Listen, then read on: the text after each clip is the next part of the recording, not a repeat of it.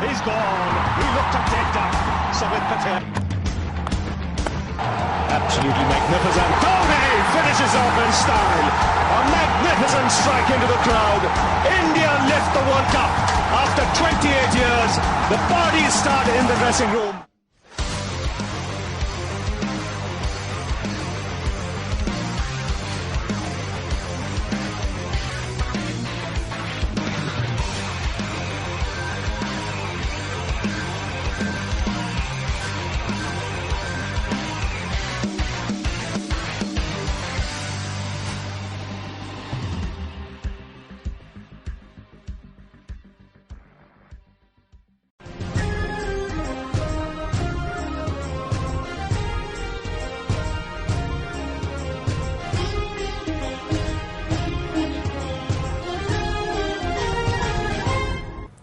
चौथ मंगलवार के मौके पर पुष्कर के गायकुंड पर आत्म शांति और भूत प्रेत बाधा निवारण के लिए श्रद्धालुओं का मेला लगा।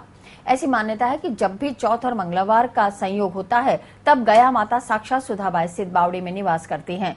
सृष्टि के रचयिता जगत पिता ब्रह्मा ने पद्म पुराण में कहा है कि यहाँ पर पिंडदान और श्राद्ध करने से भटकती आत्माओं को मुक्ति मिलती है।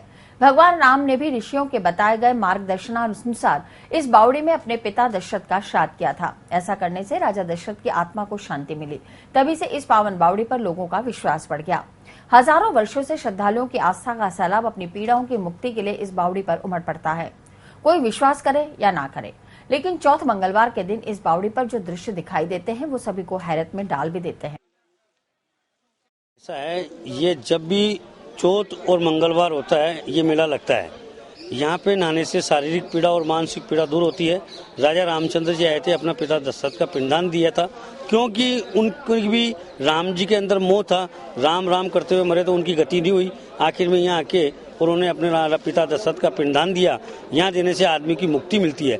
जैसे कि कोई अकाल मृत्यु हो जाती है या कोई अपने एक्सीडेंट में मर जाता है, कोई फांसी खा के मर जाता है, उसी के नाम का नारियल लेके आते हैं और कपड़े पहन के नहाते हैं। उसकी जो भी शरीर में व्याधा पीड़ा होती है वो दूर हो जाता है। ये जो गया कुंड है, जिसको अवियोगी नाम की बावली बोलते हैं, जिसको सुधाबाई भी बोलते हैं, यहाँ पे भगवान रामचंद्र जी ने पिंडदान दिया था। तो यहाँ पे क्या है कि जिसके पितरों की जो आत्मा शांति मिलती है और कोई आत्मा भटकती है या किसी प्रकार का शारीरिक दोष करती है, पितृ दोष करती है, तो उनकी आत्मा शांति के लिए यहाँ पे श्रद्धालु आते हैं और यहाँ स्नान करते हैं। और स्नान करने से शरीर में किसी प्रकार की आधा वादा होती है वो दूर हो जाती है और जो पितरों को पिंडदान देने से उनकी मुक्ति हो जाती है, वो घर में सुख शांति होती है। पीड़ित शरीर की तड़प, पंडितों के आह्वान पर अपनी असलियत कबूलती आत्माएं और आत्माओं द्वारा अपनी मुक्ति के लिए बताया गया मार्ग ऐसे कड़वे सच हैं जो आज के इस भौतिक युग में भी भूत प्रेत तथा आत्माओं की उपस्थिति का एहसास दिलाते हैं। इस दिन दूर दराज के हजारों लोग यहाँ पर आकर इस बावड़ी के चमत्कारिक जल से अपनी पीड़ाओं से मुक्त हो जाते हैं। दबाए आए हैं, यहाँ भूत प्रेतों का सब कार्यक्रम होता है और सही होता है। किस प्रकार से यहाँ पूजा पाठ होते हैं? पूजा पाठ होती है और क्रियाक्रम होता है और बिल्कुल सही होता है। हम अभी पूजा करवाने आए हैं यहाँ। बहुत हमारे को पितृ शांति के लिए पूजा करवाने में बहुत मतलब हमारे जो पितरों का जो पितृदान वगैरह ऐसा होता है वो सारे गया कुंड है यहाँ पर। ये गया कुंड में सब करवाते हैं हम। कैसा महसूस होता है पूजा? भैया मन को बहुत शांति मिलती है यहाँ आने के बाद। ऐसा लगता है कि हम वाकई स्वर्ग में बैठे हैं।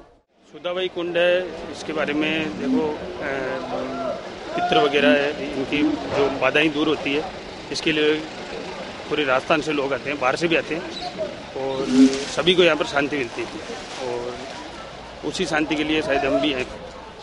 आपने भी यहाँ पाठ पूजा करी? हाँ, हमने भी पाठ पूजन करवाया यहाँ पे और अच्छा महत्व है यहाँ का स्थल। कैसा लगा आपको पूजा? अच्छा लगा, शांति मिली। पुष्कर के नए रंगजी मंदिर में चल रहे 11 दिवसीय ब्रह्मोत्सव के तहत मंगलवार को हंस वाहन पर विराजित भगवान वेणु गोपाल की सवारी निकाली गई। मंगलवार सुबह मंदिर से गाजे बाजों के साथ शुरू हुई सवारी सूर्य धर्मशाला महादेव चौक होती हुई बराघाट चौक पहुंची, जहां से सवारी मंदिर के लिए रवाना हुई। इस दौरान भगवान वेणु गोपाल के दर्शन के लिए श्रद्धालुओं का तांता लगा रहा। मंदिर व्यवस्थापक सत्यनारायण रामावत ने जानकारी देते हुए बताया,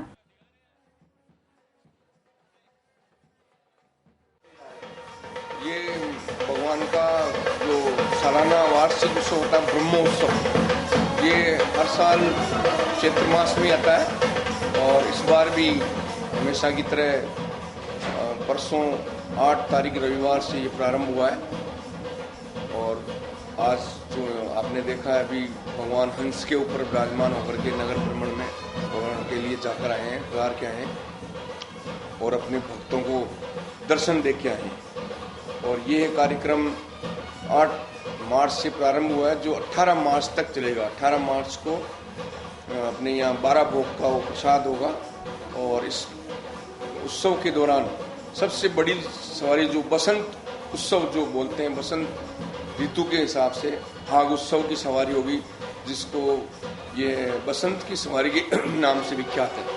वो सवारी 14 तारीख को शनिवार के दिन होगी और वो बड़े विशेष समारोह के साथ नगर भ्रमण में भगवान पधारेंगे।